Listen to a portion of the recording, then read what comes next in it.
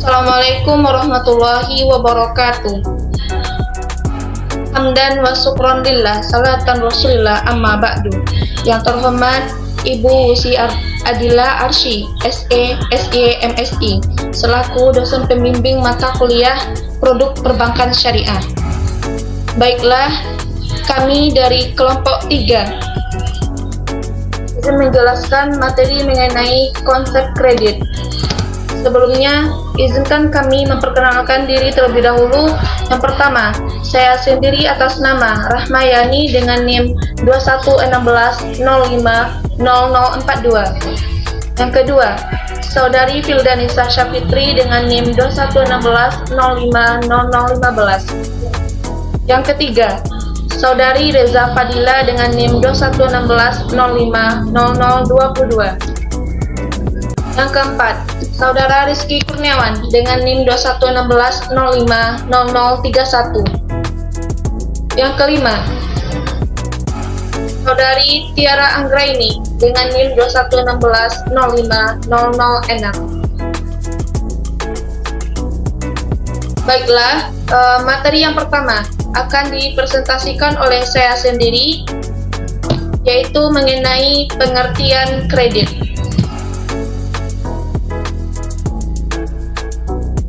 Kredit berasal dari bahasa Yunani, yaitu credere, yang berarti kepercayaan. Untuk itu, istilah kredit memiliki arti khusus, yaitu meminjamkan uang atau penundaan pembayaran. Dasar dari kredit adalah kepercayaan. Oleh karena itu, jika seseorang telah mendapatkan kredit, berarti orang tersebut mendapatkan kepercayaan. Menurut Undang-Undang Perbankan Nomor 10 Tahun 1998 tentang Pokok-pokok Perbankan Pasal 1 Ayat 11 menyatakan kredit adalah penyediaan uang atau tagihan yang dapat dipersamakan dengan itu berdasarkan persetujuan atau kesepakatan pinjam-meminjam antara bank dengan pihak lain yang mewajibkan pihak peminjam melunasi utangnya setelah jangka waktu tertentu dengan pemberian bunga. Menurut Yulianto, kredit adalah kemampuan dalam melakukan pembayaran sesuai janji yang telah disepakati dengan ditangguhkan pada suatu jangka waktu tertentu dalam mengadakan suatu pembelian atau pinjaman. Selanjutnya, menurut Irfan Fahmi, kredit adalah dari bahasa Latin yaitu credere yang berarti kepercayaan. Kredit dan kepercayaan itu ibarat sekeping mata logam yang tidak dapat dipisahkan. Suatu pemberian pinjaman diperlukan adanya kepercayaan karena kepercayaan itu sangat mahal harganya. Jadi, dari pengertian-pengertian tadi dapat kita simpulkan bahwa kredit adalah penyerahan barang maupun uang dengan berdasarkan perjanjian atau kesepakatan antara debitur dan kreditur, di mana peminjam wajib untuk melunasi utangnya. Selanjutnya, poin yang kedua yaitu mengenai fungsi dan manfaat kredit. Yang pertama, fungsi kredit, yaitu satu, untuk meningkatkan daya guna uang, di mana dengan adanya kredit dapat meningkatkan daya guna uang. Maksudnya, jika uang hanya disimpan saja tidak akan menghasilkan sesuatu yang berguna. Dengan diberikannya kredit, uang tersebut menjadi berguna untuk menghasilkan barang atau jasa oleh penerima kredit. Yang kedua yaitu untuk meningkatkan peredaran dan lalu lintas uang. Dalam uang yang diberikan akan beredar dari satu wilayah ke wilayah lainnya, sehingga suatu daerah yang kekurangan dana dengan memperoleh kredit, maka daerah tersebut akan memperoleh tambahan dana dari daerah lainnya. Yang ketiga yaitu untuk meningkatkan daya guna barang. Kredit yang diberikan oleh bank akan digunakan oleh debitur untuk mengolah barang yang tidak berguna menjadi berguna atau bermanfaat. Yang keempat, meningkatkan peredaran barang. Kredit dapat pula menambah atau memperlancar arus barang dari satu wilayah lainnya, sehingga jumlah barang yang beredar dari satu wilayah ke wilayah lainnya bertambah, atau kredit dapat pula meningkatkan jumlah barang yang beredar. Yang kelima, sebagai alat stabilitas ekonomi. Dengan memberikan kredit dapat dikatakan sebagai stabilitas ekonomi karena dengan adanya kredit yang diberikan akan menambah jumlah barang yang diperlukan oleh masyarakat.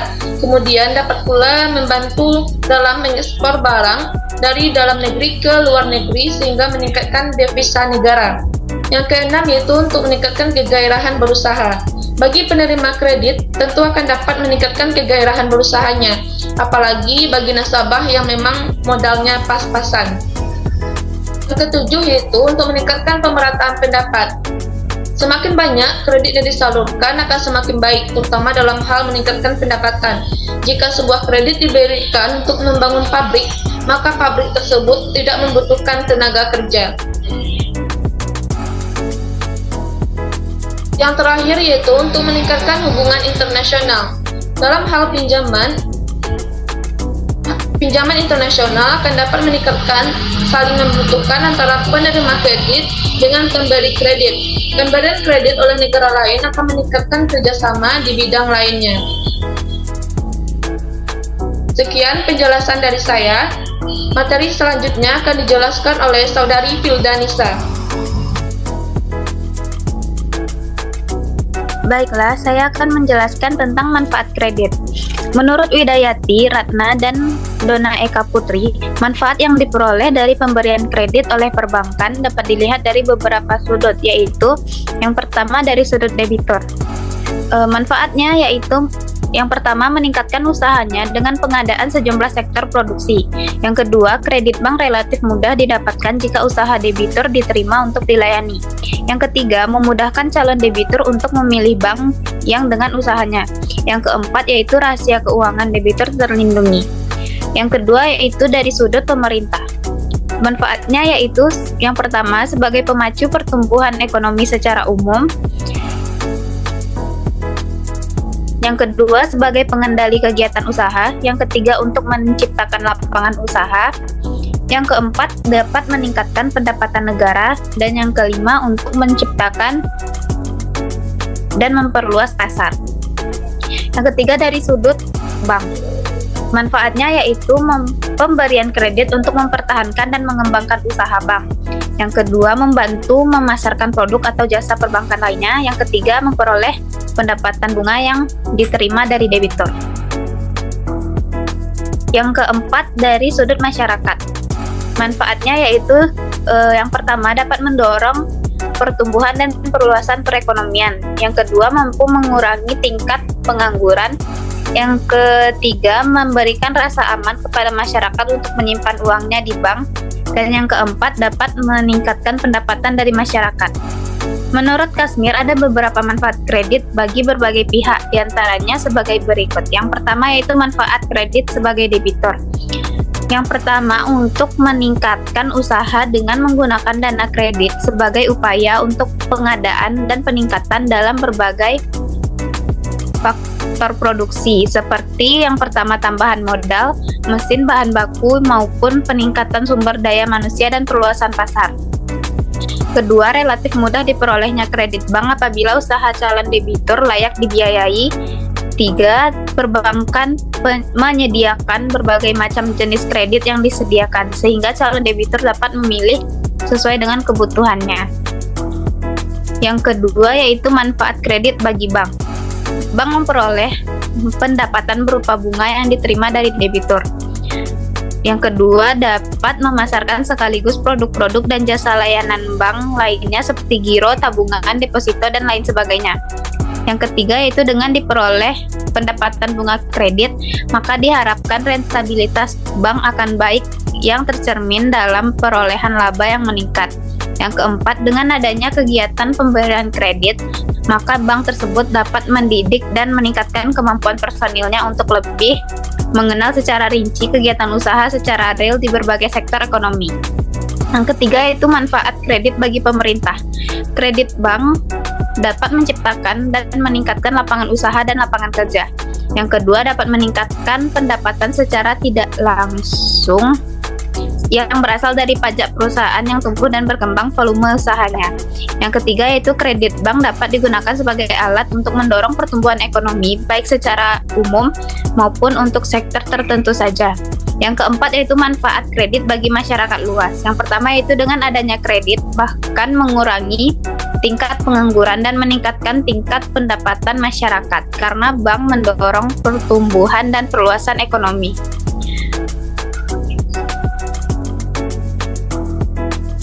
Yang kedua, memberikan rasa aman dan ketenangan bagi berbagai pihak yang terlibat karena adanya jenis-jenis kredit tertentu seperti bank garansi atau LC untuk penjaminan suatu proyek tertentu. Yang ketiga, yaitu para pemilik dana yang menyimpan dana di bank berharap agar kredit bank berjalan dengan lancar sehingga dana mereka yang digunakan oleh bank dapat diterima kembali secara utuh beserta bunga sesuai dengan kesepakatan. Berdasarkan manfaat kredit yang telah dikemukakan oleh Widayati Ratna dan Dona Eka Putri Kasmir, maka dapat disimpulkan bahwa dengan adanya kredit, banyak dampak positif yang diterima oleh masyarakat luas. Manfaat kredit pun tidak hanya diberikan kepada debitur saja, namun pihak bank, pemerintah, dan masyarakat luas lainnya juga dapat merasakan manfaat dari adanya kredit tersebut.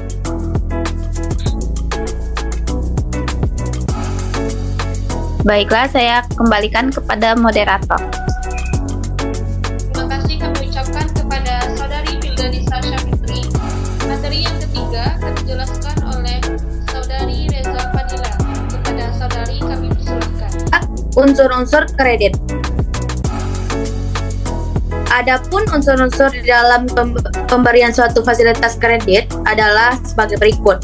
Yang pertama, kepercayaan, yaitu suatu keyakinan pemberian kredit bahwa kredit yang diberikan akan benar-benar diterima kembali di masa tertentu di masa datang. Kepercayaan ini diberikan oleh bank di mana sebelumnya sudah dilakukan penyelidikan tentang nasabah baik secara intern maupun ekstern. 2. Kesepakatan, yaitu adanya kesepakatan antara pembelian kredit dan penerimaan kredit. Kesepakatan ini dituangkan dalam suatu perjanjian di mana masing-masing pihak menandatangani hak dan kewajibannya.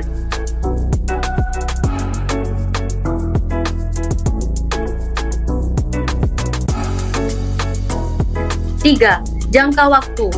Setiap kredit yang diberikan memiliki jangka waktu tertentu. Jangka waktu ini mencakup masa pengembalian kredit yang telah disepakati. 4. Risiko. Adanya suatu tegangan waktu pengembalian akan menyebabkan suatu risiko tidak tertagih atau macet pemberian kredit. Semakin panjang suatu kredit, semakin besar risikonya, demikian pula sebaliknya. Risiko ini menjadi tanggung bank, baik risiko yang disengaja maupun nasabah yang lalai, maupun oleh risiko yang tidak disengaja. 5. Balas jasa merupakan keuntungan atas pemberian suatu kredit mau jasa tersebut yang kita kenal dengan bunga.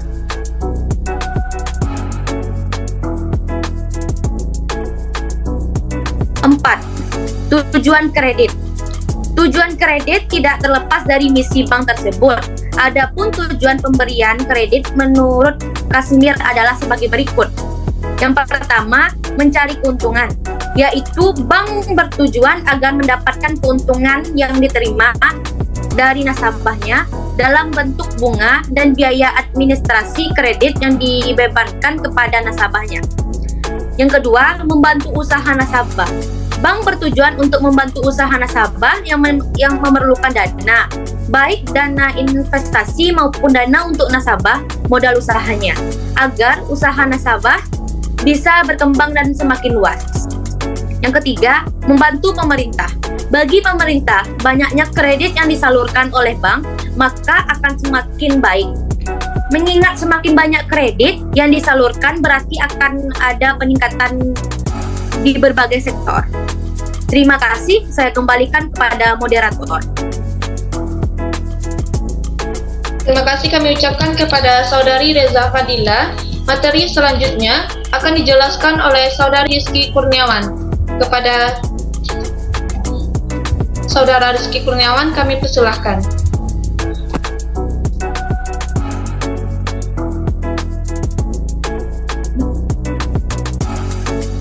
1. Karakter. Sifat dari orang-orang yang akan diberikan kredit benar-benar dapat dipercaya. 2. Kapital.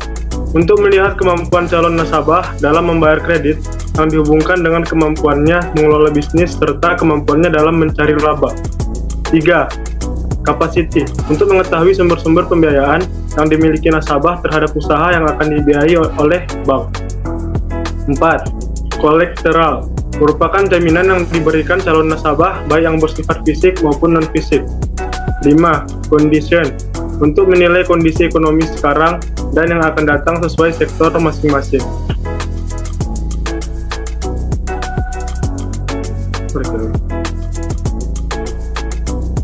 Sedangkan pemberian kredit kepada nasabah harus memenuhi persyaratan yang dikenal dengan prinsip 7P, analisis sebagai berikut.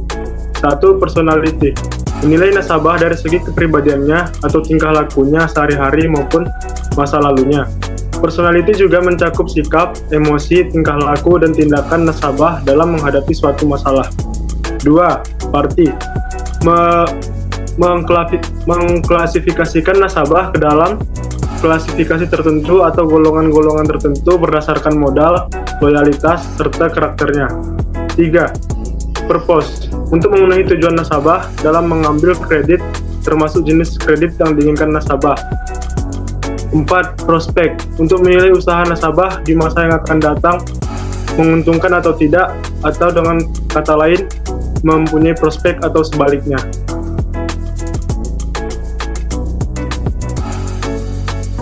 5. Payment, merupakan ukuran bagaimana cara nasabah mengembalikan kredit yang telah diambil atau dari sumber mana saja dana untuk mengembalikan kredit. 6. Profitability, untuk menganalisis bagaimana kemampuan nasabah dalam mencari laba. 7. Protection, yang bertujuan untuk menjaga agar usaha dan jaminan mendapatkan perlindungan dapat berupa jaminan barang atau orang atau jaminan asuransi.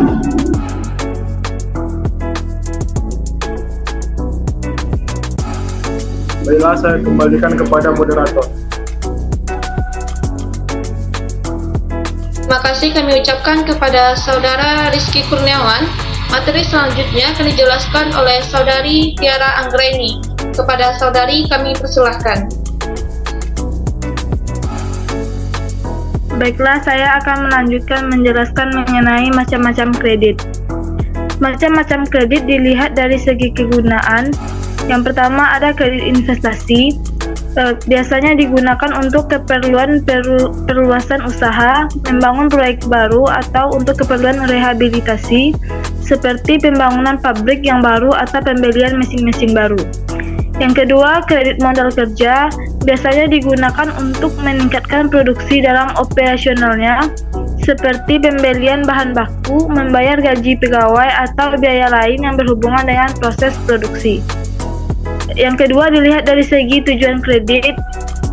Yang pertama, kredit produktif digunakan untuk meningkatkan suatu usaha atau produksi atau investasi yang menghasilkan suatu barang atau jasa, seperti pembangunan pabrik yang nantinya akan menghasilkan barang, atau kredit pertanian akan menghasilkan produk pertanian.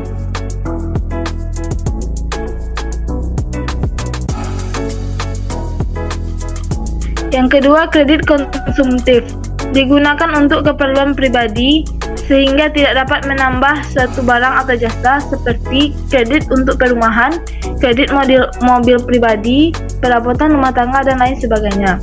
Yang ketiga, kredit perdagangan digunakan untuk perdagangan yang biasanya digunakan untuk membeli barang dagangannya, dan pembayarannya diharapkan dari hasil penjualan barang dengan barang dagangan tersebut. Jenis kredit ini sering diberikan kepada supplier atau agen-agen perdagangan yang akan membeli barang dalam jumlah besar, seperti kredit ekspor dan impor. Kredit dilihat dari segi jangka waktu. Yang pertama, kredit jangka pendek merupakan kredit yang memiliki jangka waktu kurang dari 1 tahun atau paling lama 1 tahun. Kredit ini biasanya untuk keperluan modal kerja. Yang kedua, kredit jangka menengah memiliki jangka waktu antara 1 tahun sampai 3 tahun, biasanya digunakan untuk investasi.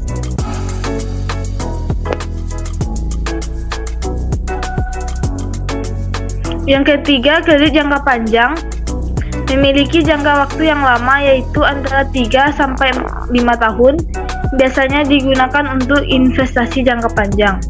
Kredit dilihat dari segi jaminan. Yang pertama, kredit dengan jaminan merupakan kredit yang diberikan menggunakan suatu jaminan. Jaminan tersebut bisa berupa jaminan berwujud, jaminan tidak berwujud, atau jaminan orang. Yang berarti setiap kredit yang dikeluarkan akan dilindungi senilai jaminan yang diberikan si calon debitur. Yang kedua, kredit tanpa jaminan merupakan kredit yang diberikan tanpa jaminan barang atau orang tertentu. Kredit jenis ini diberikan dengan melihat prospek usaha dan karakter serta loyalitas atau nama baik si calon debitur selama ini. Kredit ini disediakan bank untuk berbagai keperluan seperti biaya pendidikan, renovasi rumah, modal kerja, dan untuk kebutuhan lainnya. Biasanya pada kredit tanpa jaminan ini diberikan. Yang kelima, dilihat dari segi sektor usaha. Ada kredit pertanian yang merupakan kredit yang digunakan untuk membiayai sektor perkebunan atau pertanian rakyat. Sektor pertanian ini dapat berupa jangka pendek dan jangka panjang. Yang kedua, kredit peternakan. Dalam hal ini untuk jangka pendek misalnya peternakan ayam, dan jangka panjang seperti peternakan kambing atau sapi. Yang kedua, kredit industri merupakan kredit untuk membiayai industri kecil, menengah, atau besar. Yang keempat, kredit pertambangan, yaitu jenis usaha tambang yang biasanya dibiayai dalam jangka waktu panjang seperti tambang emas, minyak, atau timah. Yang kelima, kredit pendidikan merupakan kredit yang digunakan untuk membangun sarana dan prasarana pendidikan atau dapat pula berupa kredit untuk mahasiswa. Yang keenam, kredit profesi, yaitu kredit yang diberikan kepada para profesional seperti dosen, dokter, atau pengacara. Yang ketujuh, kredit perumahan, yaitu kredit yang diberikan untuk membiayai pembangunan atau pembelian perumahan.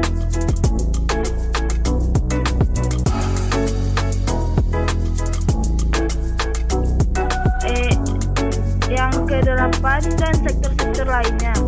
Ada rujukan yang lain yang memiliki pendapat lain tentang macam-macam kredit, namun ada perubahan di antara pendapat Kazimir dengan pendapat dari Ikatan Bankir Indonesia. Berikut merupakan jenis-jenis kredit menurut Ikatan Bankir Indonesia. Berbagai jenis dana atau penggolongan kredit yang telah dikembangkan perbankan sehingga saat ini cukup banyak dan sangat beragam. Yang pertama, berdasarkan jangka waktu, kredit dibedakan menjadi beberapa jenis seperti A. Jangka pendek, apabila tenggang waktu yang diberikan bank kepada nasabahnya untuk melunasi kredit tidak lebih dari 1 tahun. Contohnya kredit modal kerja perdagangan, industri, dan sektor lainnya. Yang kedua, jangka menengah. Apabila kredit yang diberikan jangka waktu lebih dari 1 tahun sampai dengan 3 tahun. Contohnya kredit investasi untuk pembelian kendaraan, KMK untuk konstruksi. Yang ketiga, jangka panjang. Apabila jangka waktu kredit yang diberikan lebih dari 3 tahun. Contohnya kredit investasi untuk pembangunan pabrik hotel dan jalan tol. Yang kedua, berdasarkan sifat penggunaan, kredit dibedakan menjadi yang pertama, kredit konsumtif. Apabila kredit yang diberikan tersebut oleh nasabah biasanya perorangan digunakan untuk membiayai barang-barang konsumtif. Contohnya pembelian mobil untuk keperluan pribadi. Yang kedua, kredit komersial merupakan kredit yang oleh nasabahnya, perorangan, atau badan usaha digunakan untuk membiayai kegiatan usaha. Sumber pembayarannya berasal dari usaha yang dibiayainya itu. Beberapa kredit yang termasuk dalam jenis kredit komersial adalah: pertama, kredit mikro, yang kedua, kredit usaha kecil, yang ketiga, kredit usaha menengah.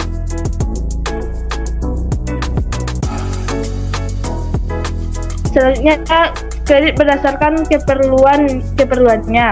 Yang pertama, kredit modal kerja digunakan untuk menambah modal kerja suatu perusahaan seperti pembelian bahan baku, biaya-biaya produksi, pemasaran, dan modal kerja untuk operasional lainnya. Yang kedua, kredit investasi, kredit jangka menengah atau jangka panjang untuk memberikan barang-barang modal beserta jasa yang diperlukan untuk rehabilitas modernisasi maupun ekspansi proyek yang sudah ada atau pendirian proyek yang akan datang.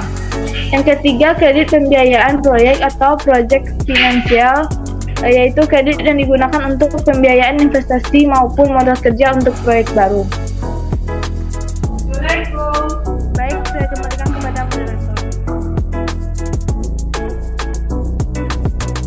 Baiklah, sekian presentasi dari kelompok kami. Kami akhiri dengan mengucapkan Assalamualaikum warahmatullahi wabarakatuh.